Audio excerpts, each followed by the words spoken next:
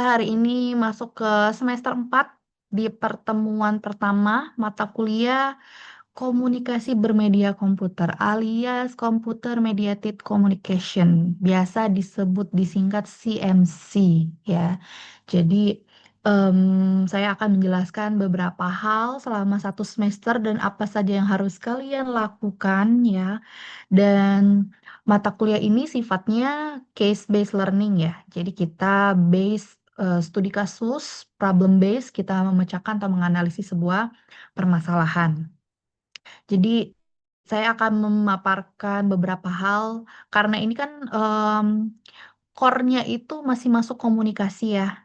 Jadi mungkin saya akan memaparkan beberapa hal bagaimana bisa komunikasi itu akhirnya dari komunikasi awalnya verbal, nonverbal itu bisa menjadi komunikasi media digital gitu ya. Makanya di sini saya kasih judulnya CMC dalam Revolusi Teknologi Informasi dan Media Global gitu ya. Jadi saya akan menjelaskan juga beberapa capaian kompetensi yang diharapkan bisa dicapai oleh teman-teman semua dalam satu semester ya.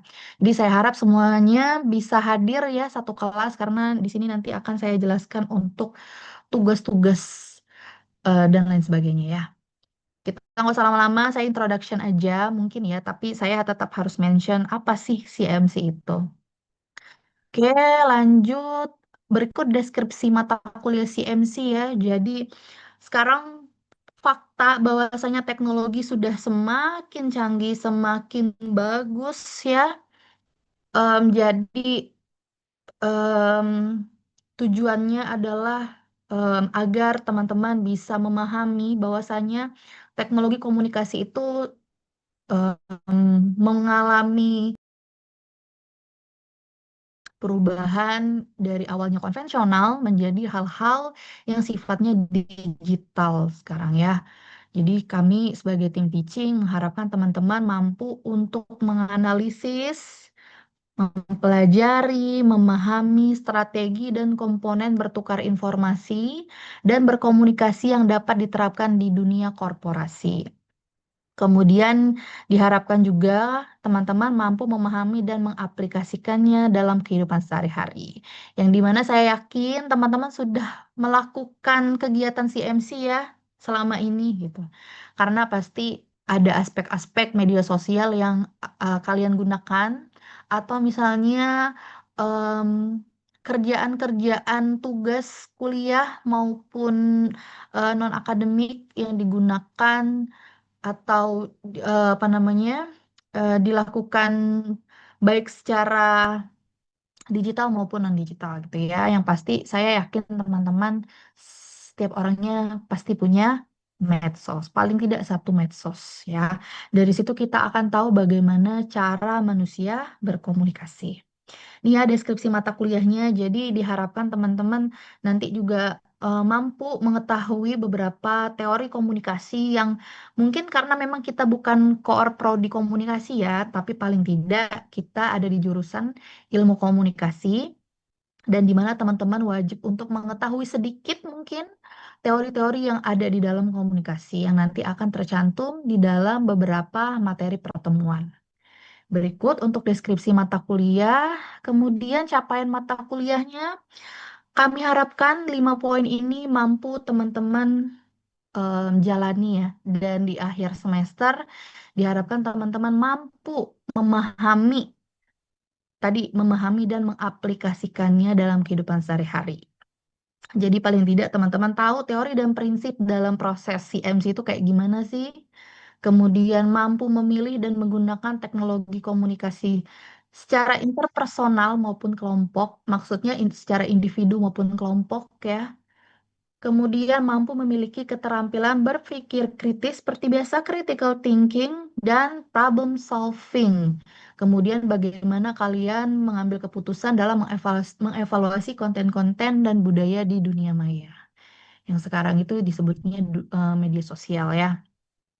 Kemudian kalian bisa menganalisis dan memahami kebaharuan baik itu dari konsep, teori, maupun isu-isu yang ada di dalam CMC. Saya rasa sekarang isu-isu tentang CMC itu banyak ya di kehidupan kita sehari-hari gitu. Jadi mungkin untuk case study atau artikel-artikel jurnal yang akan kita review nanti pasti beragam. Ya, berikut capaian mata kuliahnya. Kemudian berikut 16 pertemuan selama satu semester untuk mata kuliah CMC. Jadi hari ini saya akan memaparkan introduction apa sih CMC dan kaitannya dengan media global atau komunikasi massa gitu ya.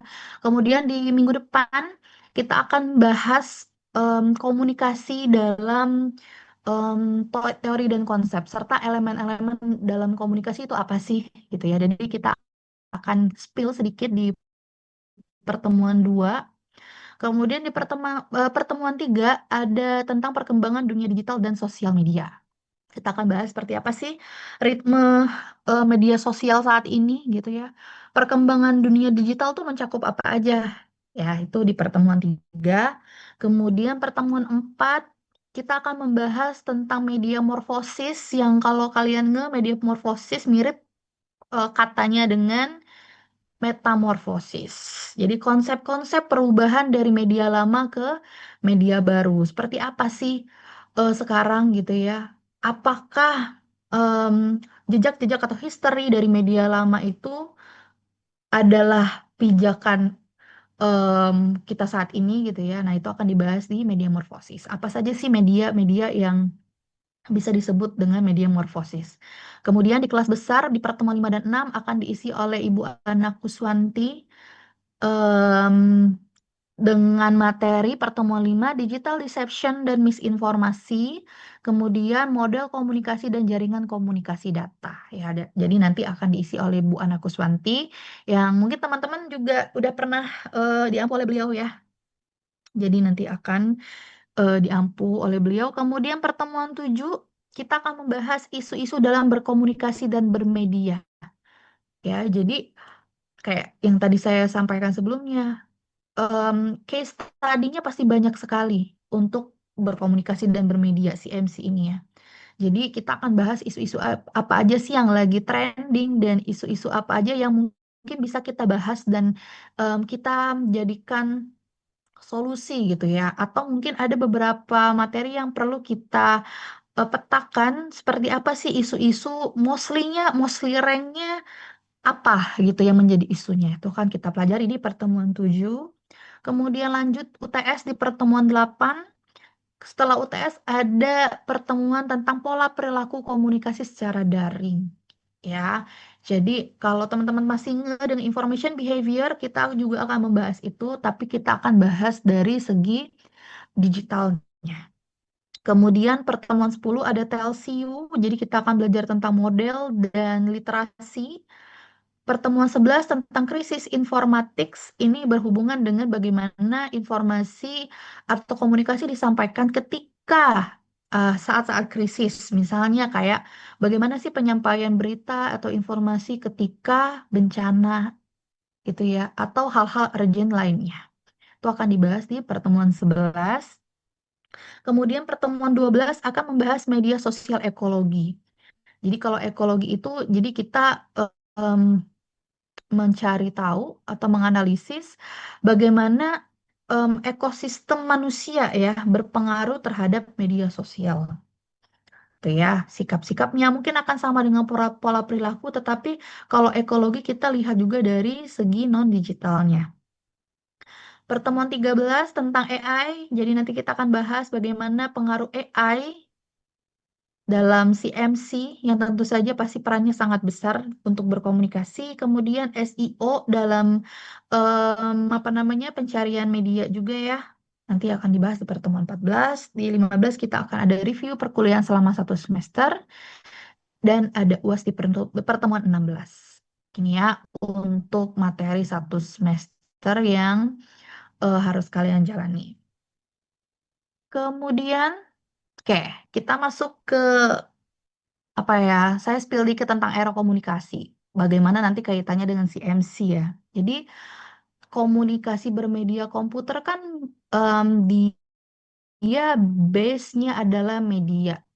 Nah, kalau kita bicara tentang media, sebelum ada media kayak sekarang kan nggak mungkin loh kita tidak melewati fase-fase historikal bagaimana bisa mencapai di titik sekarang, ya kan? Jadi saya kutip dari Everett M. Rogers, bahwasanya kayak public speaking semester lalu ya, ada em, tahun-tahun, era-era bahwa perubahan-perubahan manusia itu tercatat. Jadi waktu di 4000 sebelum Masehi itu era komunikasi tulisan. Kalau kalian baca nih berita, kalau nggak salah seminggu atau 2 minggu yang lalu ya. Jadi peneliti gabungan dari BRIN dan Australia, kalau saya nggak salah ya, itu akhirnya mempublish artikel tentang temuannya bahwasanya gambar dan tulisan di dinding goa di daerah Sulawesi Selatan itu ternyata sangat tua melebihi umur piramida di Mesir.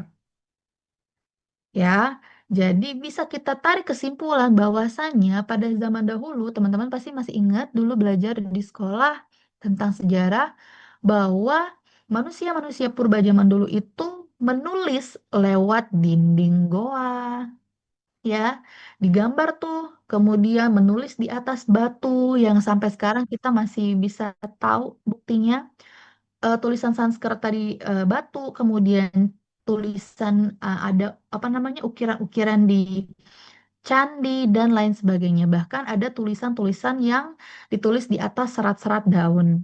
Nah, itu contoh era komunikasi pada zaman dahulu. Jadi manusia purba juga dulu udah berkomunikasi, tetapi komunikasinya masih sangat konvensional karena belum ada media seperti sekarang ya. Terus lanjut ke 1456 Masehi, 1456 Masehi ya. Di era ini, era komunikasi cetak sudah mulai digunakan. Kalau teman-teman ingat, kita balik lagi em, merujuk pada revolusi industri ya. Kalau teman-teman ingat tahapan-tahapan piramidanya, bahwasanya pada saat itu sudah masuk atau dibuat mesin-mesin ya. Jadi pada saat itu komunikasi komunikasi berupa tercetak sudah ada, misalnya ada dibuatkan koran pada zaman dahulu ya. Kalau misalkan teman-teman nonton film era-era kolonial gitu ya, era-era zaman dahulu misalnya itu pasti ditemukan bahwasanya mereka menggunakan kertas untuk surat kabar gitu ya. Jadi awalnya berupa tulisan di dinding, tulisan di batu gitu ya, atau tulisan di atas serat-serat daun. Itu setelah adanya masuk revolusi industri, maka dikembangkanlah alat yang bisa mencetak sebuah tulisan ke dalam kertas. Kemudian lanjut ke 1844 Masehi, masuk ke era komunikasi telekomunikasi. Sudah masuk nih, ini era-era dulu mungkin telegraf, kemudian udah masuk dulu komputer-komputer pertama mungkin dulu ya, gitu. Kemudian lanjut di era 1900-an udah masuk era komunikasi interaktif. Jadi di sini sudah lanjut gitu ya, sudah melewati masa-masa historical non digital, kemudian tercetak, kemudian ada masuk em, apa namanya mesin, kemudian masuk ke komunikasi interaktif. Kita lanjut ke pembahasannya. Kalau era komunikasi cetak itu sebenarnya berarti di tahun 1400-an ya. Jadi digunakan untuk mencetak kitab Injil ya pada saat itu karena sudah ditemukan kita enak apa ya merujuknya ya. Jadi teman-teman tonton film Enigma di sana adalah cikal bakal komputer pertama di dunia ya, yang awalnya memang digunakan untuk memecahkan kode sandi dari pihak sekutu atau lawan gitu ya, agar mereka tahu cara mencegah misalnya kapal-kapal, pesawat dan lain sebagainya. Kode-kode itu dipecahkan, kemudian em, akhirnya kita bisa menikmati komputer-komputer atau sejenis laptop yang kita pakai sekarang, yang awalnya segede ini ya, udah melebihi kulkas kayaknya. gitu ya, udah kayak gudang besar, udah kayak apa ya, mesin di pabrik gitu ya. Nah, itu ya maksud dari media morfosis itu, em, benda-benda itu atau media itu mengalami perubahan dari awalnya segede gitu tuh, kan nggak mungkin kita bawa kemana-mana ya kalau kita pikir sekarang gitu, harus dibuatkan di sebuah tempat dan nggak bisa kita bawa kemana-mana. Tapi dengan adanya perubahan itu kita udah bisa buka laptop, kita bawa kemana-mana, ada iPad, kemudian ada handphone juga ya. Itu masuk ke era komunikasi interaktif. Kemudian saya juga mencantumkan media history dari McLuhans ya. Jadi McLuhans ini membuat sebuah map media history, bahwasanya tadi selain di awal kita bahas, ada dari era komunikasi tulisan, ada era apa namanya tercetak, era telekomunikasi dan era interaktif. Tapi kalau McLuhans lebih detail dalam membahas em, historical dari komunikasi yang awalnya dari Tribal Age, ada Literate Age, Print dan Electronic Age. Dan McLuhans juga menggambarkan tribal itu simbolnya adalah telinga. Literate age dan print age itu berasal dari mata gitu ya. Kemudian masuk ke era electronic age. Jadi diidentik dengan kuping dan tangan, yang berarti dimulai dari mendengar gitu ya, jadi melihat, word of mouth. Jadi di situ ada invention of alphabet, invention of printing press, dan invention of telegraph. Jadi apa yang dikatakan oleh McLuhans ini hampir sama dengan apa yang disampaikan oleh Samuel di depan ya. Kemudian untuk penjelasan um, map media history-nya seperti ini. Ya, jadi kalau versi McLuhan, era perkembangan teknologi komunikasi itu dibagi berdasarkan empat fase ya. Di 2000 sebelum Masehi, dia menyebutnya dengan Tribal Age. Jadi di masa itu kalau untuk berkomunikasi manusia menggunakan tradisi lisan untuk berkomunikasi. Sama ya kayak yang di slide awal, bahwasanya manusia itu berkomunikasi lewat apa namanya? em, Sebentar ya, saya ada telepon, nanti saya lanjut lagi bentar.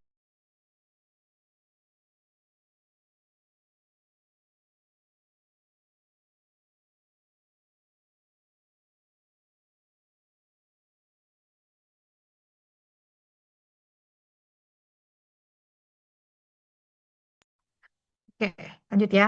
Jadi menurut McLuhan, era teknologi komunikasi di Tribal Age ini juga masih menggunakan tradisi lisan gitu ya. Jadi word of mouth, jadi tetap berbicara dengan bahasa masing-masing gitu ya. Kemudian kalau untuk 2000 sampai 1500 sebelum Masehi, dia menuliskan fase literate age. Jadi media tulis sebagai media komunikasi dalam kehidupan manusia. Jadi kalau misalnya yang slide sebelumnya itu dimulai dari literate age kalau untuk versi Luhan, tapi Luhan menulisnya jauh sebelum itu. Ya, ada tribal age sebelum literate age. Kemudian masuk ke 1400-an sama ya, ada print age, jadi ada mesin cetak untuk mencetak pesan secara tertulis. Ya, kalau kita cari tahu pada zaman dahulu, koran adalah media darling ya pada saat itu. Yang korannya ya kayak koran kita biasanya ya, selebar itu, setebal itu. Ya, kemudian masuk ke electronic age, jadi media berbasis elektronik dan digital sampai saat ini. Ya, begitu untuk era perkembangan atau historical dari bagaimana munculnya komunikasi dan perkembangan teknologi. Seperti itu ya. Kemudian kalau untuk perkembangan teknologi komunikasi hampir sama ya kayak konsep revolusi industri ya. Kalau di sini ada 4 tahapan. Jadi yang pertama di abad 18 itu fokusnya kepada em, segi-segi agriculture, pertanian gitu ya. Kemudian kalau abad 18 itu pertambangan gitu ya. Sudah masuk ke ranah-ranah apa namanya industri ya, industri age, kemudian di abad 20 udah masuk information age, masuknya komputer, telepon gitu ya, udah dimulai dibuatkan handphone pertama dan tentunya masuk ke buku-buku digital juga udah ada ya. Dan sekarang di abad ke-21 itu masuknya disebut conceptual age ya, sudah beralih ke mostly ya media digital. Selanjutnya ada report dari eh, Digital Global Overview tentang komunikasi massa dalam media global. Bahwasanya pada kesimpulan reportnya, memang media komunikasi itu memberikan kemudahan untuk berkomunikasi lintas batas, yang dimana terdapat kesimpulan bahwa hal-hal berikut sangat-sangat berpengaruh atau hal-hal kehidupan kita dipengaruhi oleh teknologi. Terdapat 3 poin. Yang pertama, semuanya menjadi mudah di era teknologi. Oke, kita semuanya sepakat ya. Semuanya menjadi mudah. Our life more easier. Apapun kalian sambil tiduran gitu udah bisa ngetik apapun yang kalian pengen tanyain ya. Kemudian teknologi mulai mengambil alih kontrol kehidupan. Nah, untuk poin kedua, silakan kalian tanyakan kepada diri sendiri. Apa iya teknologi sudah mengambil alih kontrol kehidupanmu? Berapa persen persentasenya dia alias teknologi ini mengambil alih kontrol kehidupanmu? Nah, ini teman-teman sendiri yang bisa menjawab. Apakah full 100% teknologi mengambil alih kehidupanmu? Ataukah justru misalnya 50-50 nih? Setengah masih konvensional misalnya dan setengahnya lagi udah alih digital. Nah, itu hanya kalian yang bisa menjawab apakah memang berpengaruh terhadap kehidupan manusia. Selanjutnya, semua orang dapat terhubung dengan teknologi dan internet. Nah, ini sangat menarik ya. Memang nggak dipungkiri bahwa report ini memang sudah kita ketahui sebenarnya, tetapi menekankan bahwasanya em, seperti tidak ada rahasia ya, dan semuanya bisa kita ketahui dalam hitungan detik. Contohnya yang menarik di awal tahun, penangkapan Presiden Maduro ya, itu kita bisa tahu bagaimana foto dia ditangkap, dia sedang diborgol, dia lagi di sebuah tempat gitu ya. Itu kita akhirnya tahu bahwasanya dia beneran ditangkap gitu ya. Nah, apakah itu bisa divalidasi fotonya? Nah, itu menjadi sebuah hal yang berbeda lagi untuk bisa memvalidasi kebenaran foto tersebut. Tetapi yang perlu kita garis bawahi, kita saling terhubung satu sama lain. Yang informasinya ada di Venezuela itu bisa kita terima di Indonesia. Begitu pula dengan keadaan di Eropa itu bisa kita terima informasinya. Termasuk kasus Epstein Files ya. Kalau teman-teman sudah membaca filenya atau mencari informasinya, ya semua sudah terjawab gitu ya. Em, apa namanya, keamanan Amerika, otoritas keamanan Amerika sudah nge-share sampai ada foto-fotonya dan itu balik lagi sudah berdampak ke dalam kehidupan manusia. Jadi kita selalu terhubung gitu ya. Jadi kita terhubungnya nggak hanya dari segi kehidupan pribadi, terhubungnya mungkin dengan berbagai informasi dari lintas negara, lintas waktu, dan lain sebagainya ya. Itu untuk hasil dari Global Review Report. Oke, selanjutnya kaitannya dengan CMC bagaimana? Tuh ya, tadi kita kan bahas komunikasi, historicalnya, fasenya. Saya memberikan informasi tersebut bahwasanya saya mention komunikasi bermedia komputer itu ada basicnya. Basicnya berawal dari apa? Dari orang menulis di dinding, goa, di batu berupa tulisan Sanskerta, ukiran-ukiran di candi, sampai akhirnya berevolusi adanya media tercetak, adanya komputer pertama, sampai akhirnya ke media digital. Nah, kaitannya gimana? Jadi, pada dasarnya, CMC ini kan adalah proses pertukaran informasi ya. Pertukaran atau cara berkomunikasi manusia yang terjadi melalui atau medianya adalah perangkat elektronik. Jadi, CMC adalah media komunikasi yang melibatkan komputer dan teknologi digital sebagai media utamanya. Kalau misalnya tidak menggunakan media digital, memangnya bisa? Bisa. Dan ini masuknya ke komunikasi intrapersonal dan interpersonal. Maksudnya gimana? Bahwa itu komunikasi dua arah secara langsung. Tetapi kalau CMC, komunikasinya melalui perantara media. Ya, misalnya kayak ini ya, diperantarai oleh HP, kalian buka WA di komputer, atau buka buka apa namanya, misalnya web-web komunitas gitu ya. Kemudian perantara melalui asinkronus. Jadi kita belajar melalui leads ya. Misalnya saya kasih kalian soal, saya kasih kalian link forum diskusi, itu melalui media asinkronus. Kemudian sinkronus kita bertemu secara langsung, saya memberikan informasi kepada kalian. Kemudian bisa juga melalui text base ya, bisa jadi gambar, ada audionya, kemudian video. Terus dengan adanya berjarak ini kan nggak harus menghadirkan kita ya secara fisik untuk bisa bertemu secara langsung. Melalui perantara-perantara teknologi ini, komunikasi tetap berjalan dengan lancar gitu ya. Hanya saja kasus yang terbaru ya, FISIP, mungkin kalian ngalamin juga FISIP, internetnya lagi jelek, saya nggak tahu apakah di semua fakultas, dan itu sangat menghambat perkuliahan kita semua ya, terutama untuk orang-orang yang sedang membutuhkan internet untuk bekerja ya. Nah, itu yang menjadi salah satu kekurangan dalam CMC juga ya. Kemudian dengan adanya karakteristik ini memungkinkan kita berinteraksi dengan berbagai latar belakang dan budaya. Kalau misalnya kalian di TikTok ya, tuh banyak kan orang live em, sama-sama dengan orang lintas negara atau user gitu, user di negara lain gitu ya, dan bersatu untuk bisa berinteraksi. Itu salah satu poin dari CMC. Gitu ya. Kaitannya bagaimana komunikasi berkaitan dengan CMC. Yang awalnya memang base-nya komunikasi, kemudian komunikasi berevolusi dengan ada perantara teknologi atau media yang disebut dengan perangkat.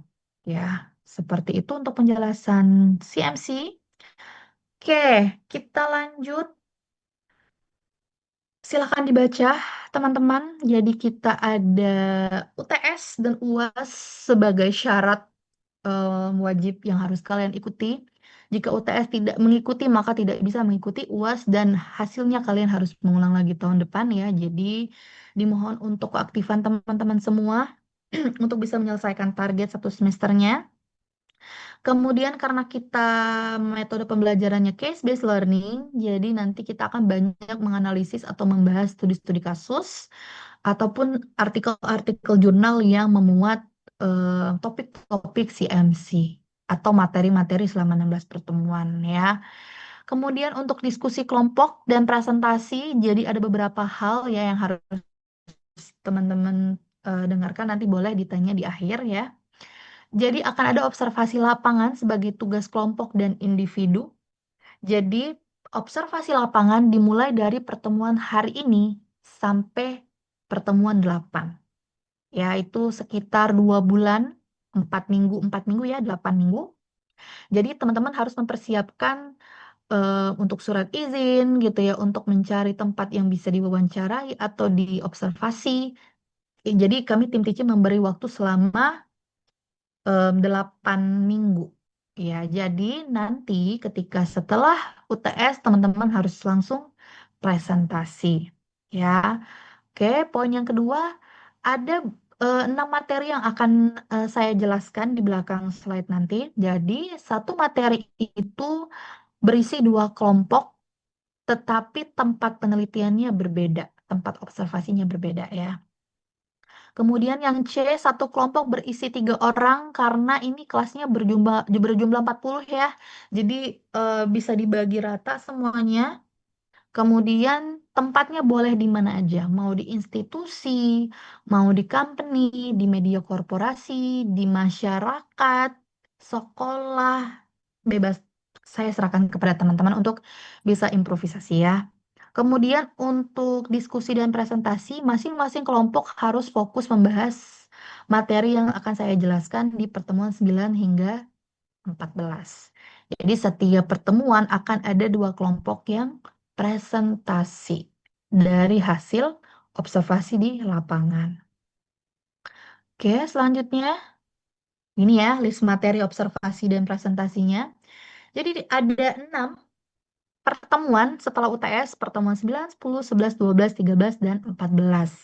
Di pertemuan 9, materinya tentang pola perilaku komunikasi secara daring. Jadi nanti teman-teman akan membahas atau akan turun ke lapangan mencari informasi dan wawancara mungkin tentang perilaku dalam pemakaian media digital. Media digital apa aja boleh disesuaikan dengan apa yang kalian temukan di lapangan. Untuk pertemuan 10 akan membahas tentang TLCU. Ini adalah model dan literasi dalam berkomunikasi, jadi akan membahas media teknologi berkomunikasi dan literasi digital. Kemudian untuk pertemuan 11 berkenaan dengan komunikasi krisis. Bagaimana informasi disampaikan melalui media pada saat masa-masa genting, contohnya kayak bencana. Nah, itu teman-teman tolong dicari tahu seperti apa sih CMC hadir dalam krisis informatik gitu ya. Misalnya kayak kemarin bencana di Sumatera gitu atau mungkin sekarang Pulau Jawa ada yang banjir. Nah, itu teman-teman coba lihat bagaimana pemerintah atau NGO ataupun siapapun menyebarkan informasi di masa-masa krisis. Kemudian di pertemuan 12 tentang media sosial ekologi, jadi bagaimana manusia berinteraksi dengan media. Kalau pertemuan 9 itu kan tentang perilaku pemakaiannya ya. Nah, kalau 12 ini bagaimana ekosistem membentuk manusia berinteraksi dengan media ya. Kemudian pertemuan 13 akan membahas tentang AI. Silakan dicari tahu AI itu kayak gimana sih saat ini perkembangannya, perubahannya, atau misalnya kekurangannya, dan case-case apa yang terjadi kaitannya dengan AI di masa dunia digital sekarang. Kemudian pertemuan 14 akan membahas tentang SEO. Jadi bagaimana SEO ini tetap bisa berjalan atau apa namanya bergerak gitu ya, mengikuti dengan adanya perubahan-perubahan media gitu ya. Atau bagaimana SEO digunakan dalam sebuah media pencarian. Seperti itu ya untuk materi teman-teman setelah UTS. Sampai sini ada yang mau ditanyakan? Kalau mau silakan boleh raise hand atau ketik di kolom chat. Bagi yang belum mengerti atau belum paham ya, sebelum nanti kalian turun ke lapangan.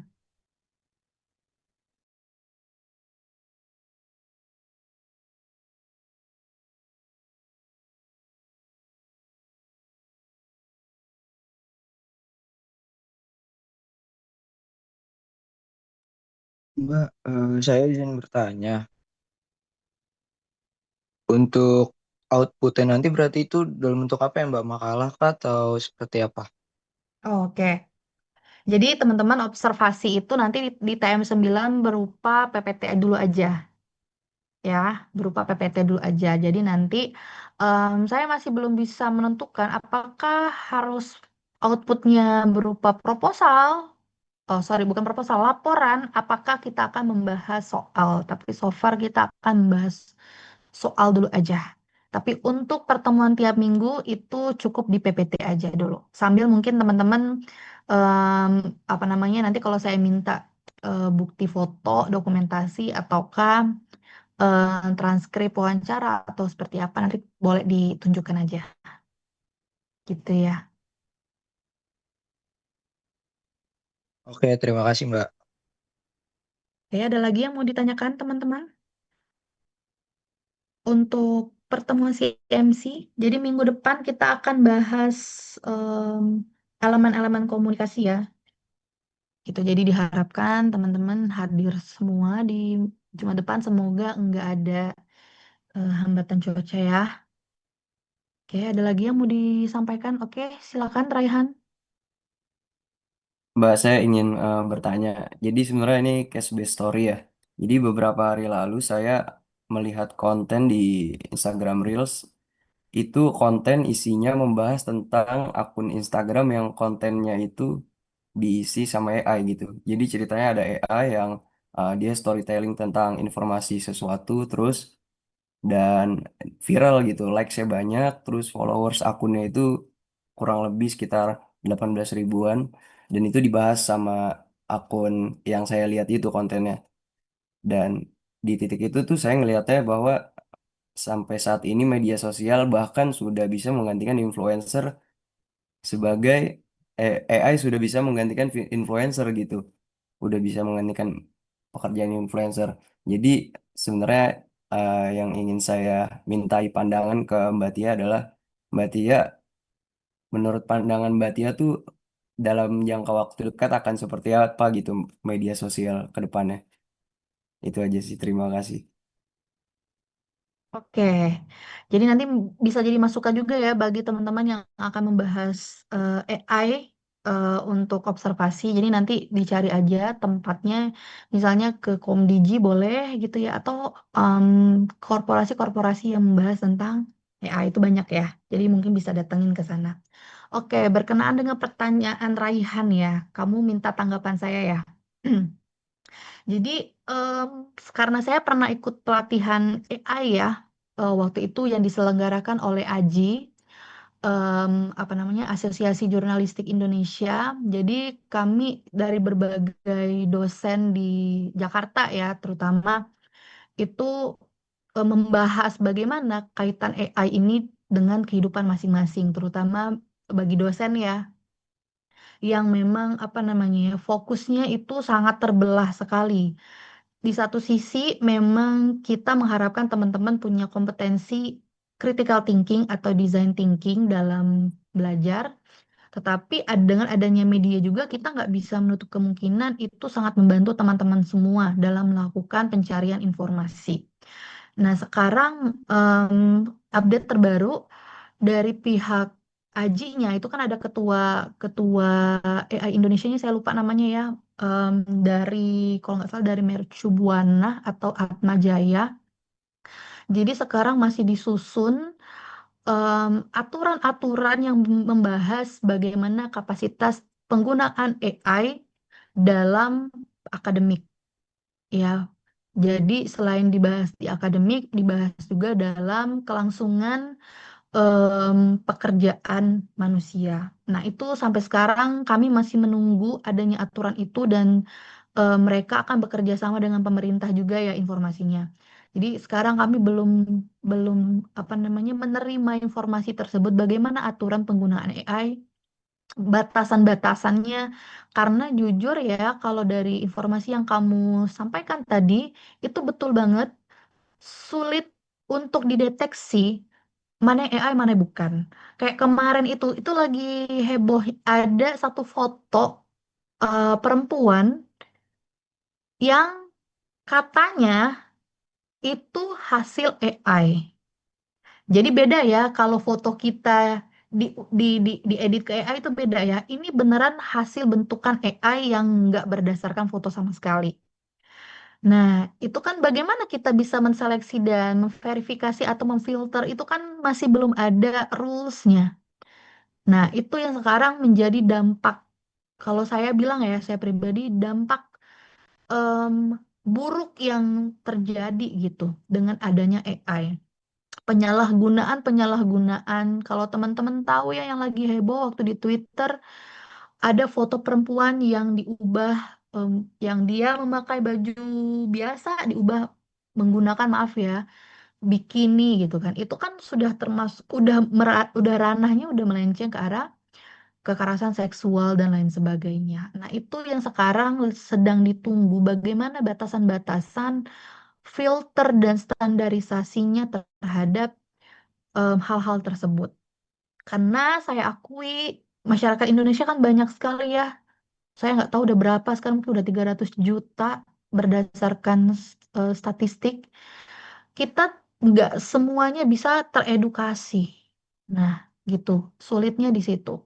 Sulitnya untuk mengedukasi orang-orang yang belum terpapar dengan literasi media dan digital gitu ya. Jadi memang sulit untuk membedakan apakah betul betul ini video apa namanya dibuat berdasarkan kreasi pribadi atau AI gitu ya. Dan itu kita kan belum punya alatnya untuk bisa memfilter kebenaran itu ya.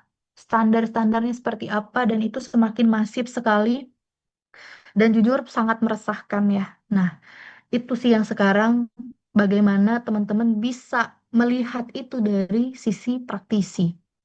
Bagaimana praktisi bisa mungkin ada hal-hal bersifat mitigasi. Kalau saya nyebutnya mitigasi bencana ya. Penanggulangannya seperti apa sih kalau dalam dunia industri? Nah, itu tugas teman-teman untuk bisa mencari tahu tentang materi AI mediated communication ini. Gitu. Begitu ya Raihan kalau menurut pandangan saya. Tetapi lagi-lagi teman-teman harus banyak-banyak double check.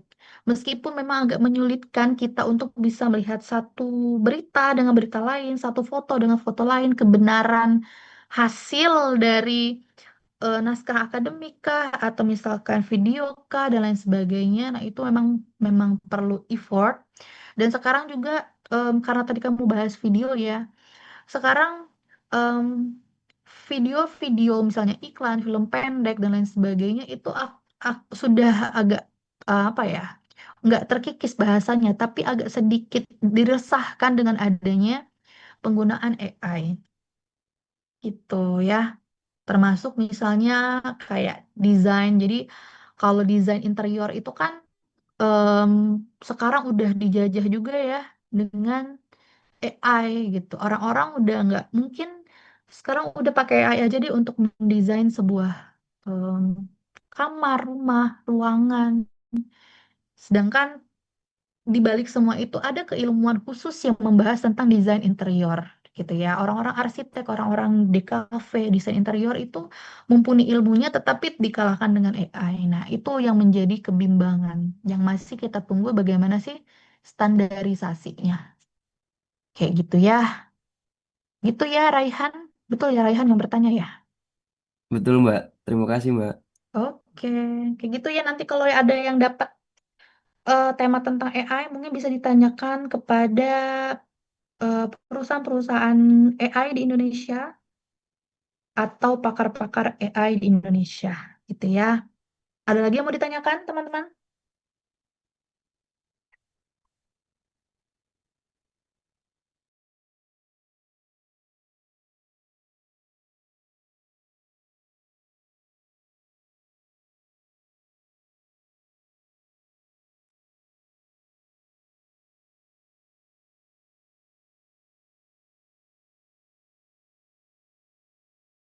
Oke, saya harap berarti semuanya bisa dipahami ya sama teman-teman semua berkaitan dengan tugas, materi yang harus dibawa untuk observasi lapangan. Oke, ada Kaila bertanya, untuk tempat apakah boleh dua kelompok observasi di tempat yang sama tapi materi yang dibahas berbeda? Oke, menarik. Jadi di sini kan saya tuliskan ya, satu materi dua kelompok di tempat yang berbeda. Kemudian Kaila nanya, dua kelompok observasi di tempat yang sama tapi materi yang berbeda. Itu boleh? Boleh. Asal jangan satu materi, dua kelompok tapi tempatnya sama, jangan gitu ya. Intinya tempat yang berbeda atau materinya yang berbeda. Itu boleh ya, Kaila. Jadi kita bisa melihat perspektif yang berbeda. Misalnya, kalian bahas nih tentang pola perilaku komunikasi secara daring di sebuah institusi atau company atau sekolah atau masyarakat ya. Jadi kalau tempatnya berbeda, itu kita bisa melihat POV dari berbagai sisi. Ya, oh pola perilaku di tempat A dan di tempat B itu punya pola yang berbeda, punya hasil yang berbeda. Nah, itu kan semakin kaya ya pengetahuan kita. Bahwasanya di masyarakat pola perilaku satu dan yang lain itu berbeda. Kemudian masuk juga misalnya di tentang krisis informatik. Bagaimana sih media itu menjadi sarana orang-orang atau misalnya dalam komunikasi bencana, komunikasi krisis itu bisa menanggapi langsung. Misalnya ada bencana kemarin di Sumatera, teman-teman bisa lihat em, cepat tanggap dari pemerintah ada nggak berkenaan dengan komunikasi krisis? Atau teman-teman bisa mempelajari kayak budaya di Korea Selatan ya. Jadi setiap apapun kejadian, hal baik itu mereka pasti konferensi pers pertama, kedua menuliskan surat di media sosial, misalkan artisnya kah, pejabatnya, atau lain-lain sebagainya. Paling tidak mereka memberitahu bahwasanya mereka update kondisi tertentu secara cepat. Yang baru-baru kemarin ada kasus kekerasan seksual ya di clothing line sebuah sebuah brand. Kalian bisa lihat bagaimana komunikasi krisis atau media media mereka menyampaikan sesuatu. Itu kan bisa dilihat bagaimana sih informasi itu bisa cepat ditanggapi ya dengan apa misalnya apa namanya posting di feed bahwasanya menuliskan satu statement kemudian membuat video misalnya atau misalnya kalau artis-artis itu kan kalau dalam komunikasi krisis itu mereka konferensi pers dengan lawyersnya masing-masing. Nah, itu salah satu bagaimana informasi itu cepat disampaikan melalui berbagai perantara. Nah, itu contoh-contohnya. Ya, gitu ya, Kayla. Ada yang mau disampaikan lagi?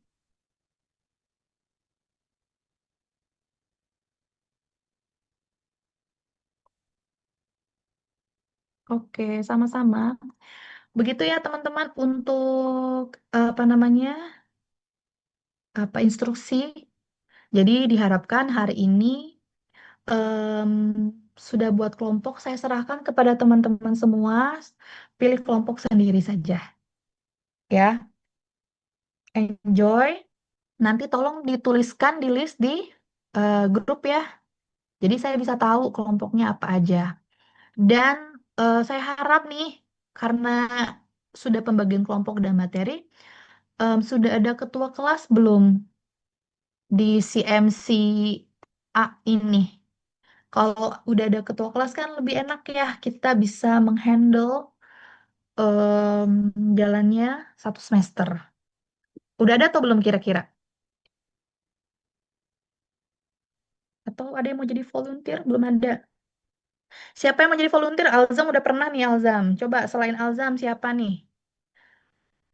Nanti kalau ada yang mau jadi volunteer, silakan hubungi saya ya. Tapi kalau sampai sore saya belum nerima siapa yang jadi volunteer atau teman-teman memilih sendiri, nanti saya yang pilihkan. Gitu aja ya aturannya.